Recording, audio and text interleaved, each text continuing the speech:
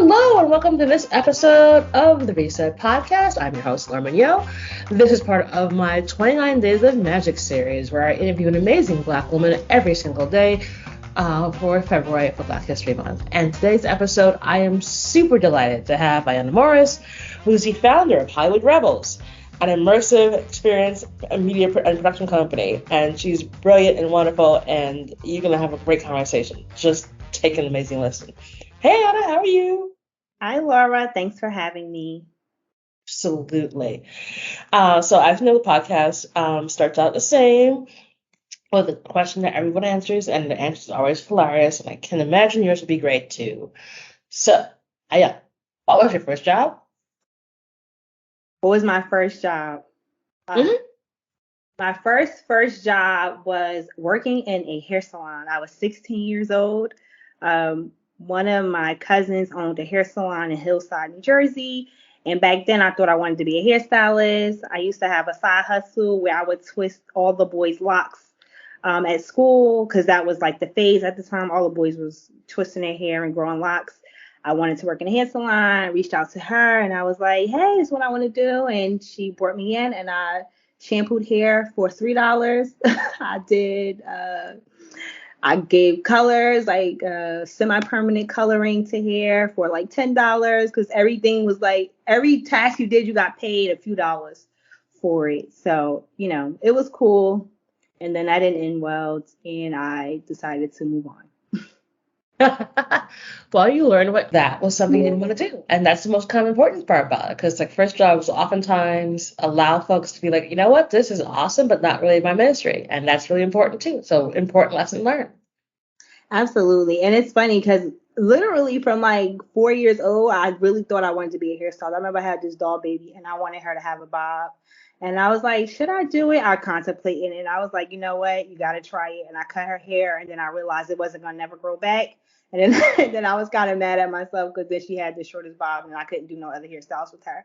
But even though I left that job, I will say that twisting hair like carried me all through college. That was my side hustle. I worked for Easy Pass as a customer service rep. And I used to twist hair on the side. I made more money twisting hair than I did as a customer service rep. So, See, there you go. It carried me. So you can't knock it. Yeah, it makes perfect sense. I get it. So obviously twisting hair all through college was a good source of income. So tell me about how we ended up getting to speak to you right here. What was that career journey like from starting at the hair salon, twisting in college till now? What's the ride been like for you? I knew I always wanted to do something creative, and I think that's where the spark for doing hair came from. Like everyone in my family is like really good singers. My aunt was one of Whitney Houston's like original background singer. My mom and her sisters had a whole singing group, but somehow that gift skipped me. Okay. I can't hold no note. And for a long time, I was like, well, what do you want to do? Then in high school, I went to arts high school with Michael B. Jordan. And what? Hold up. Time up. I'm sorry, what now?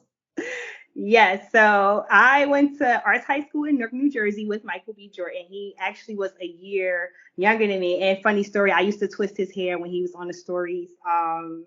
When he was on what's the soap opera? All My Children, I think. Yes, I think he was on All My Children, and he had locks then. I used to do his hair when he was on the story. So again, to my side hustle. But I was studying theater there, and one year our principal decided to put us in television production. And when I walked into the class, I saw all the monitors, and I was like, I want to be the director. And ever since then, I loved it. I knew I wanted to work behind the scenes. I liked storytelling. I liked the technical aspect of film. I thought I wanted to be an actress, and then I was like, I don't know if I can be that vulnerable all the time. So I like to more so control the story and, create the world and be on the creative side of things. So I went there. I went to William Patterson where I studied film and television production. Then I graduated college. I worked for News 12. I worked at VH1, freelancing as a PA for different projects. And then I got pregnant at 22 years old, 23 years old. I got pregnant, and then I was like, well, I'm not gonna not pursue my dream. It's just that maybe the hustle and bustle of New York City wasn't really a possibility anymore. So I started my own production company, and I did a lot of stuff locally here in the city of Newark, working with politicians and nonprofit organizations. And I even taught film for a bit.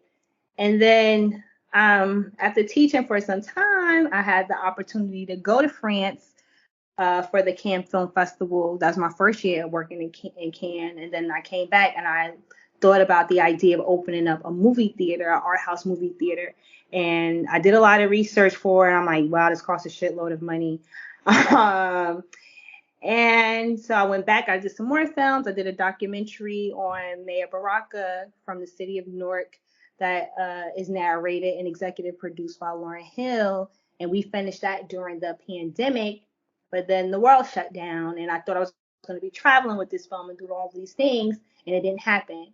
But we got to participate in one festival called the Lighthouse International Film Festival in New Jersey, where they did a screening of our documentary on blow-up screens, like a pop-up outdoor drive-in. And I was like, oh, wait, this is a good idea. And I told my husband, I was like, hey, let's do a pop-up drive-in for the summer in Newark. And this was like, I usually have to like sell him on my ideas. This one, he was like, okay, we could do that. He even gave me like, it was no selling. It was just like, all right, that sounds good. And he came up with the idea to use it at Bear Stadium, which is a former baseball stadium that had recently been demolished in Newark. And we had a contact there. They gave us the space. And literally in like 45 days, we opened up the first Black-owned drive-in movie theater called Newark Moonlight Cinema. And then it's just been a ride since then. So I love how you just like casually gloss over all of the things. Like, so yeah, I did this whole documentary of Lauren Hill and with the mayor of Newark, and I created the first, Black-owned drive-in movie theater in the middle of a pandemic. Like it's nothing. Like, girl, like, it's incredible. Thank you. I mean, it's like, every part of your career is just like it's like a bullet point. It's like, okay, I did this, I did this, I did that. When you're in it, you don't necessarily know how amazing it is. You kind of have to like really self-reflect.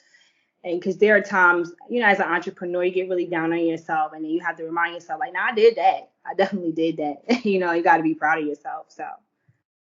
And you should be, because it's amazing. And that's part of the reason why I'm doing 29 days, because we oftentimes are so deep in the weeds of doing the work that we don't take up our heads up to that chance to look around and be like, that was some incredible stuff we just did there. I gotta tap myself on the shoulder about that. So job well done, my friend. You created the incredible, which became such an amazing go-to for folks during the middle of the pandemic when everyone missed the idea of like going to the movies, but also the nostalgia of having an actual drive-in theater experience, and you put it in Newark. What was the response to all of that? It was like, I don't know. I guess I hit like a stroke of like major luck meets perfect timing meets like the most ingenious idea ever. I knew it was a good idea, but I had no idea we were going to get the response like we did. I mean, people loved it. We were all, even people from the community, like every time I turn my TV on, I'm seeing you and your husband. Y'all like are all over the TV screen. We got so much media attention. We were on BBC. We were on Good Morning America. So many Variety wrote about us. We got a lot of great feedback, and people were traveling from all over to come to the drive-in theater. Our lot held about 400 cars, and we were sold out almost every weekend. Like from Friday to Sunday, we were sold out almost every weekend. Like it was insane. Like my husband, it's funny, he says a lot. Like the first night we opened, and he's like, I almost cried because he had no idea so many people were going to purchase tickets for the experience. And on the way out, he just was thanking everyone. And then me and the staff, we all joined in. We were thanking them, dancing as they exited. And then that just became our thing. So if you like Google, like Newark Moonlight Cinema, people talk about, oh, they dance and they smile and they, as you leave, and they say thank you to everybody. And we just kept that going. And, that's because we just were appreciative of how everyone was so warm to us, who loved the experience, who supported us. We had a large following from Philly, people coming from New York City. People were saying, oh, I'm traveling into New Jersey for the weekend. I heard about the drive-in. I had to stop by. People coming from Florida. One night, Lupita Nyong'o came. I did not get to meet her, but somebody from my staff saw her. And I'm like, why didn't you tell me Lupita was here? That is a moment I'm like, oh my God, I can't believe that. But even she came, it was amazing. It's undescribable. Amazing. So now that you've done that incredible work with the movie theater, what is this new venture that you were launching on with Hollywood Rebels? Yeah, so I realized that, I'm a creative and I like making cool experiences and just creating things that transform communities that, that speak to the culture. So Hollywood Rebels is a full service production company that does media and immersive experiences because the Newark Moonlight Cinema, that's what it was. It was a pop-up. It was an immersive experience of film. It was music. We had DJs. Me and the staff, we were dressed up in costume. We had theme nights, 80 nights. We did a whole ode to Chadwick Boseman when he passed away when we showed Black Panther. That was also featured on ABC News, and Disney stepped in to help us get that licensing for that film. So, that's what I do. I create immersive experiences. I also do a drive-through Christmas light show in the winter for 6 weeks where we transform the drive-in theater into a whole Christmas tunnel, singing, music, dancing lights that people love. And, I just want to continue to build on that, continue to activate communities, work with brands to create these unique experiences. Amazing. So very cool. So obviously you've had just the most incredible career journey. So talk to me about a time where you had a challenge that's like, there's no way this is ever going to work. And then it did. Every time. Okay, but I'll definitely give you one. I would say the biggest one as of recent for me was definitely the opening of the drive-in and then the reopening of it. The first year we opened at like I mentioned, the Bear Stadium, literally we were down to our last dollars in terms of building out the space. The stadium, like I said, had recently been demolished, so it was huge chunks of concrete all over. We had to come and have somebody remove all the concrete, level out the space. The timeline for that just kept getting pushed back. Then we were trying to get the proper permits when in the city where most of the people who work there are not at work. Everybody's working remotely, trying to get a permit, food permits, and that was insane. And literally the day that we were supposed to open, my car broke down. Oh no. It would not cut on. I went food shopping and then I came back and then my car wouldn't start. That was 12 p.m. We were supposed to, and we were going to open at 7 o'clock that night. No, excuse me, at 5 o'clock. So that day I'm like, well, either this is a great sign that this is going to be the greatest thing ever, or I'm just really having a pretty shitty day. And at that time, we probably only sold about 20 tickets. This is at 12 o'clock on the day of opening. We only sold about 20 tickets. And then someone called me oh, NBC is here. They want to do an interview of you guys before you open. And we did the interview. And by 5 o'clock, we were sold out for the day. Wow. Yeah. So, just sticking to it comes in handy? Absolutely. You got to see it through, and if things don't turn out how you think they should, just know it's always working for a greater purpose. Got to believe in yourself and be confident and just see it through. See it to the end. I love it. I love it. I love it. Looking back on all that you've been able to do, what do you think you'd tell 18-year-old Ayanna? That's a good one because I think about her a lot and how insecure she was at 18 and how she knew she could be great but wasn't sure where her path was going to be. So if I could go back to her, I would definitely give her a hug and I'll let her cry on my shoulder. And I would tell her to just stick through, all the things you work for will come to fruition. Believe in yourself, push yourself, don't give up, and just see things to the end, and it will turn out exactly how you think they should, and maybe even better. I love that. Because it's important, because I think sometimes folks get so caught up in what they're doing and how hard it is, and they're just like, oh, I'm never gonna see it through. And then you realize that the path, it's okay that it's windy and wacky. That's 100% okay. Like, it doesn't have to be solved tomorrow. It just needs to be just take your time and you'll find your way. Like, that is the most important thing about it all. And so I love that being a really great lesson uh, that you were able to share at that particular moment. And so you've got a lot of interesting properties, and one of them is called the Fairy Brunch. And I'd love you to talk more about the Fairy Brunch because it is fantastic. Yes, yes. The Fairy Brunch is one of my newest babies, my newest activation. It started 2 years ago, where we honor women of color in the arts. And we throw a whole fairy themed brunch for them. Women dress up. It's a great experience. It's art, it's culture, it's fashion, all rolled into one spectacular event where we're celebrating, different women of color. Our previous nominees were Roxanne Shante, who is like the queen of hip hop, and Bisa Butler, who's really new, not well, fairly new to the scene. She's been blowing up. She's all over the world now. She's a fabric artist who creates artwork out of quilts. And these quilts are extremely detailed. She just did an event, and she just premiered one of her art pieces during Art Basel this past December, and her quilt was salt and pepper, and it's amazing. And we host these events in Newark. We're trying to travel around the world with it because it's just such a great experience, such a great ode to celebrating Black girl magic and the awesomeness of Black women. Well, it's right up my alley. As part of the reason why I created 29 Days Magic back in 2020 was because I was just like, I don't know why no one has thought about this before. To celebrate Black women being awesome every single day. And it's a simple idea, and it's gained so much traction.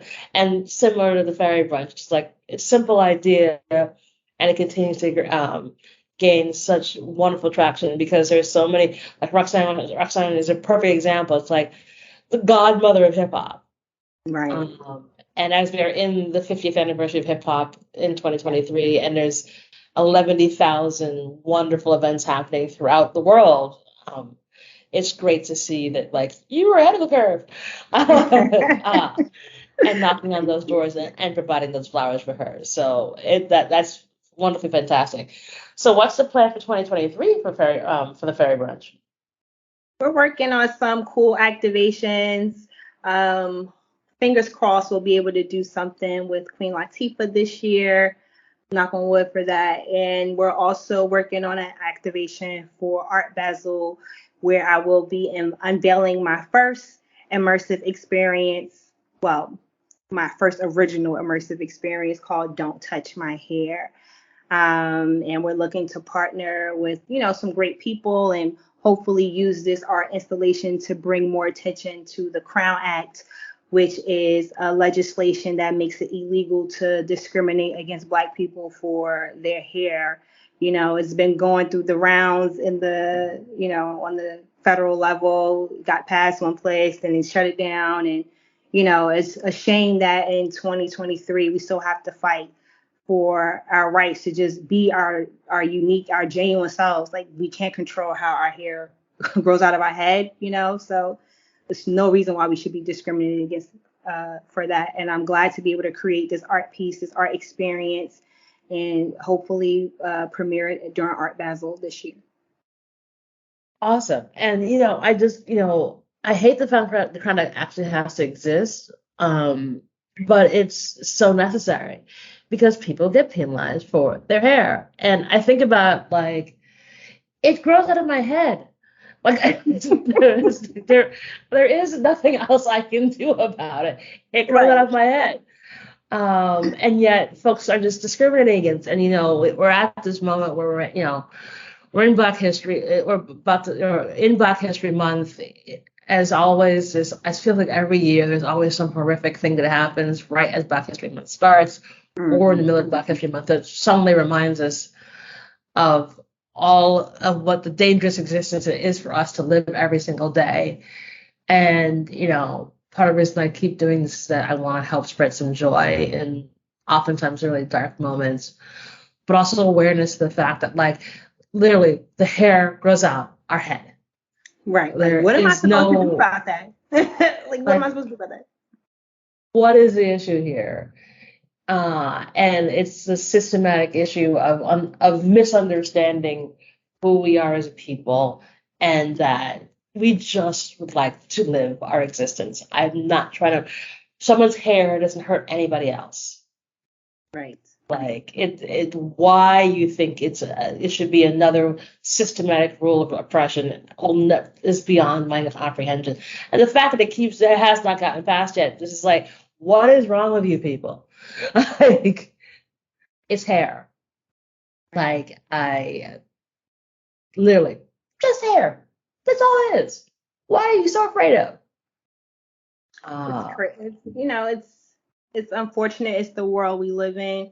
And when I'm sure for you, just as well for me as a Black woman navigating some really high stakes spaces, where you feel like you're being judged by the way that you look, by the way that you talk. It's unfortunate, but people like you who create these opportunities, these platforms to, give Black women an opportunity to show what they're working on, to like brag about themselves a bit and feel good about that. That's important. So thank you for creating this platform. Oh, thank you, Ayanna. I really appreciate that. Like, I always say that, like, I'm always amazed that no one thought of this beforehand, and no one has stolen this idea. And like, now, the fourth year of me doing this, it's like, it's a pretty simple one. Like, right. It's really not that hard. And it's also when folks say, like, oh, I can't find speakers. I can't find Black women who are speakers in this industry or that industry. Like, that's funny. I have not sent an email about this to anybody. I have not posted about this anyway. And I am flooded with people who have been sending people to me, or folks that I know I've hadn't had a chance, like you, to interview for this across every spectrum of industry. So it is not hard. This is like not difficult. And part of the reason I actually didn't post about this year is because I got so many responses that I literally drove myself nuts last year. And I'm like, I don't have time this year. So I have to be actually like, well, this is like after work hours to get this all done. But it's important to me to keep doing it. And like someone I spoke to this morning was like, just please keep doing this because like it just needs to be heard. And I think, you're doing an art installation all around not touching my hair. And you also created one of the first movie theaters. Actually, you created the first Black-owned drive-in movie theater. Like, what in the world? Like, the fact that more folks don't know that you exist irks the hell out of me. And so that's what I'm saying. Like, it's so important that when we do our work, folks see it and celebrate it and shine lights on it because it's necessary. And so that's, a big reason why I'm so glad to have you on the show. Off my soapbox. And, obviously you're a mom, you're working on multiple projects. And what do you do for yourself? Like, what do you do for Ayanna self-care? That's a good one. Honestly, I've been in therapy off and on. Well, I was going consistently for like 3 years and I got really busy and I stopped going for a year and I actually just re-signed up for therapy. So that's one of the main things. And my family will tell you every time we get together for dinner, I'm like on my therapy soapbox, like, y'all need to go to therapy. Okay? You're hurting inside. You need to go to therapy. But I'm a big advocate for it because it's really helped me be grounded, deal with a lot of my own issues and insecurities, because a lot of the reason time why people don't do pursue their dreams is because they're afraid. And fear is so, it can really stagnate you if you allow it to overcome you. So I appreciate the work that I've been able to do through therapy to like be more confident, to find myself, to be able to really spread my wings. And I love a good spa day. And other than that, I'm like, if I try to do my yoga at home, nothing too crazy, go on YouTube, find the video I like, do some yoga, meditate. So I try to find some time to like really decompress and find a moment for stillness and peace and quiet. It's so important. And thank you for shouting out therapy. We all need it. Right. Especially as Black women, like, please talk to somebody who is not a girlfriend. Because it's important. It really is.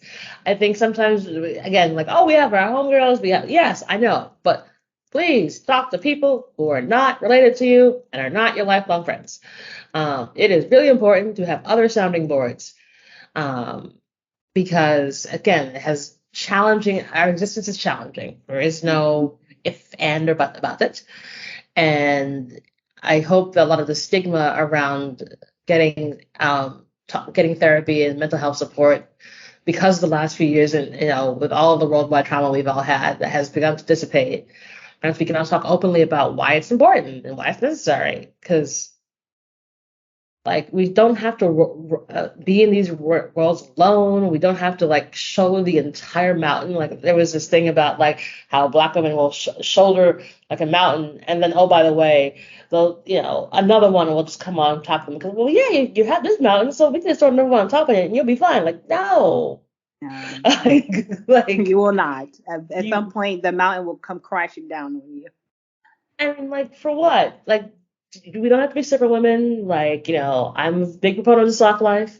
and however you define what that looks like, which is key. Because it can be anything you want it to be, but like, you don't have to be Superwoman. It's important that we acknowledge that, like, Superwoman is awesome. Also, she ain't real. So right. Like, you can't aspire to be something that does not actually exist. That's a fact. And I love the fact that, like, a good spa day is what you do, because I'm a big proponent of that as well. Like, I already booked on Friday. I was like, and yep, doing that right now. This week's gonna be crazy. And last question, but do you have a give and or ask of the audience? A give and ask. First, I would like you guys to, follow me on social media, because gotta be popping on the gram at Hollywood Rebel _ just and support me, follow me, see what I got going on, show up to my events. I am looking for support for my Don't Touch My Hair, in hopes to be able to really create a really, really powerful activation and bring some big names together for the Crown Act, for this movement. So if you want to find a way to support me, hit me up on Instagram at Hollywood Rebel _. In terms of a give, I say to all Black women, love yourself. Do not shrink yourself for anyone. Be your most authentic self. And if that is sass, ass, and class, bring all of it. I love it. Love it, love it, and love it. Amazing, Ayana. You are so wonderful. Thank you for joining me as being part of 29 Days of Magic. We'll put all of the details in the show notes. Follow this amazing woman. She is phenomenal. I have just watched in wonderful awe what she's been able to build post-pandemic. It's quite incredible.